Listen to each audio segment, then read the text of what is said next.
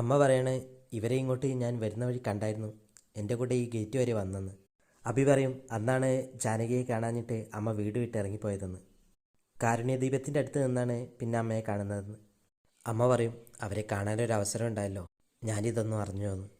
ഇത് കേൾക്കുമ്പോൾ ജാനകി പറയും വീട്ടിലേക്ക് വന്ന അമ്മയെ കാണാലോ എന്ന് പറയുമ്പോൾ അമ്മ പറയാണ് ഇനിയൊരു ഗൃഹസന്ദർശനമൊന്നും ഉണ്ടാവില്ലെന്ന്. ഇത് കേൾക്കുമ്പോൾ പൊന്നു ചോദിക്കും അച്ചമ്മ ഇനി അളകാപുരിയിലേക്ക് വരില്ലേ എന്ന് ചോദിക്കുമ്പോൾ ആ അമ്മ പറയാണ് ഇല്ലാന്ന്. അപ്പോൾ അഭി പറയും പൊന്നു സങ്കടപ്പെടണ്ടെന്ന് പറയും. അച്ചമ്മയുടെ മക്കളൊക്കെ ഒരു ദിവസം അച്ചമ്മയെ കൊണ്ടുപോകാൻ വരും, അന്ന് അച്ചമ്മയ്ക്ക് ഒഴിഞ്ഞു മാറാനാവില്ലെന്ന് പറയും. പൊന്നുവിന് മുത്തശ്ശിയെ കാണണമെന്ന് പറയുമ്പോൾ അഭി ജാനകിയോട് പറയും നീ കൊണ്ടുപോയി മുത്തശ്ശിയെ കാണിക്കുക, എന്നെ കണ്ട മുത്തശ്ശിക്ക് ഇഷ്ടാവില്ല എന്ന് പറയും. ജാനകി പറയും എന്നാൽ ഞാൻ മുത്തശ്ശിയെ പോയിട്ട് കാണിച്ചു വരാം, അഭിയേട്ടൻ കേസിൻ്റെ കാര്യങ്ങളൊക്കെ അമ്മയോടൊന്ന് പറഞ്ഞു കൊടുക്കുക എന്ന് പറയും. മുത്തശ്ശി ഇവരെയൊക്കെ കാണുമ്പോൾ വല്ലാതെ അങ്ങ് ചൂടാവും. ഇത് കേൾക്കുമ്പോൾ ജാനകി പറയും മുത്തശ്ശി ഒന്ന് ക്ഷമിക്കുക, അമ്മയും മുത്തശ്ശിയെ കാണാനുള്ള ആഗ്രഹം കൊണ്ട് വന്നതാണെന്ന് പറയും.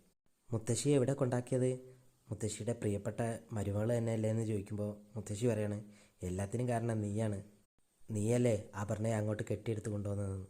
ജാനകി പറയും എന്നെ അളകാപുരിയിൽ നിന്ന് പുറത്താക്കാൻ കൂട്ടുന്നവർ തന്നെ മുത്തശ്ശി അവിടെ നിന്ന് പുറത്താക്കിയില്ലേന്ന് ചോദിക്കും.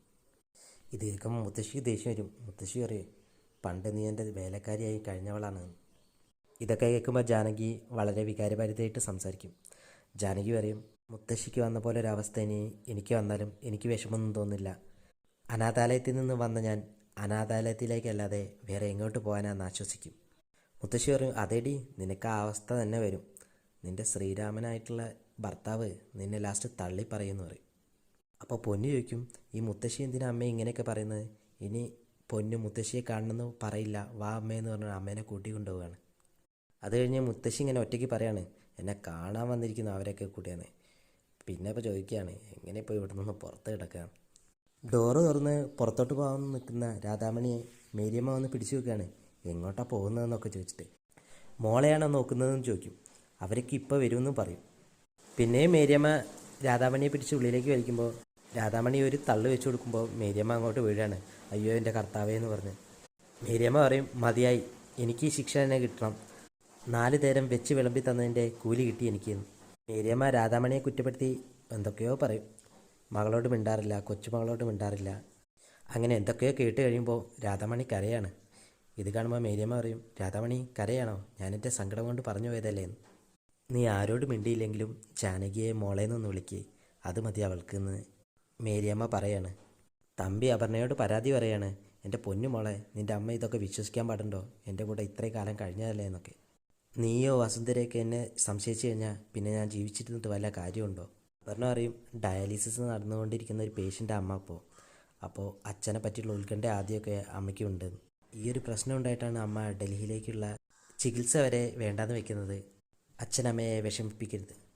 തമ്പി പറയും നിൻ്റെ അമ്മയ്ക്ക് ജാനകിയെ വളരെ വിശ്വാസമാണ്, നിന്നേക്കാളും വിശ്വാസമാണ്. അപ്പോൾ അപർണ പറയും അങ്ങനെയൊക്കെ പറഞ്ഞാൽ അമ്മയോട് നമുക്ക് ശത്രുത കാണിക്കാൻ പറ്റുമെന്ന്. പിന്നെ തമ്പി ചോദിക്കുകയാണ് അജയെ നമുക്ക് വിശ്വസിക്കാൻ പറ്റുമോ, പണ്ട് നമ്മളൊന്ന് ചതിച്ച് കളഞ്ഞതാണ്, ഒന്നാം തരം ചതിയനാണ് അവനെന്ന്. കുറച്ചുകൂടെ പ്രാപ്തിയും കഴിവുള്ള ഒരാളെ നമുക്ക് കേസ് ഏൽപ്പിച്ചാലോ, അത് പറയാനാണ് ഞാൻ ഇങ്ങോട്ട് വന്നതെന്ന് തമ്പി പറയും. അപർണ പറയും എല്ലാം കൊണ്ടും യോഗ്യനായ ഒരാളെ തന്നെയാണ് നമ്മൾ വക്കീലായി വെക്കുന്നത്, ഇതിൽ അവരുടെ ടാർഗറ്റ് ശരിക്കും അച്ഛനല്ല ഞാനാണ്. അജയ് നമ്മുടെ ഭാഗത്തായ ജാനകിക്കും അഭിക്കും കിട്ടുന്ന ഏറ്റവും വലിയ തിരിച്ചടി അതായിരിക്കും എന്ന് പറയും. അജയാണ് നമ്മുടെ വക്കീലെന്ന കാര്യം ഞാനിതുവരെ പുറത്തു പറഞ്ഞിട്ടില്ല, അത് പറയുമ്പോൾ അളകാപുരി ഒന്ന് കുലുങ്ങും. ഏട്ടാനിയന്മാരെയൊക്കെ തമ്മിൽ തല്ലിച്ച് അളകാപുരി നശിപ്പിക്കുമെന്ന് അപർണ പറയാണ്. അജയ് എന്ന ആയുധം നമുക്കെതിരെ നിൽക്കുന്ന എല്ലാവർക്കും ഉള്ളതാണെന്ന് അപർണ പറയും. മേരിയമ്മ പിന്നെയും നിർബന്ധിക്കുകയാണ് രാധാമണിയോട് അകത്തേക്ക് വരാൻ. പക്ഷെ രാധാമണി അതിനൊന്നും കൂട്ടാക്കില്ല. ഇത് കേൾക്കുമ്പോൾ മേരിയമ്മ പറയും എൻ്റെ കർത്താവ് ഇത് എന്തൊരു ശിക്ഷയാണിത്, ഇങ്ങനെ ഉണ്ടാവുമോ മനുഷ്യർക്ക് വാശി, ജാനകി പെട്ടെന്നൊന്ന് വന്നാൽ മതിയായിരുന്നെന്ന് ഇങ്ങനെ വിചാരിക്കും. കാറിൽ അവർ വന്ന് ഇറങ്ങുന്നത് കാണുമ്പോൾ മേരിയമ്മയ്ക്ക് സമാധാനമാവും. പൊന്നു അമ്മാമ്മയെന്ന് പറഞ്ഞ് ഓടി വന്ന് കെട്ടിപ്പിടിക്കും. രാധാമണി ഒരു വാത്സല്യത്തോടെ പൊന്നുവിനെ ഇങ്ങനെ കവിളിലൊക്കെ ഇങ്ങനെ തടവും.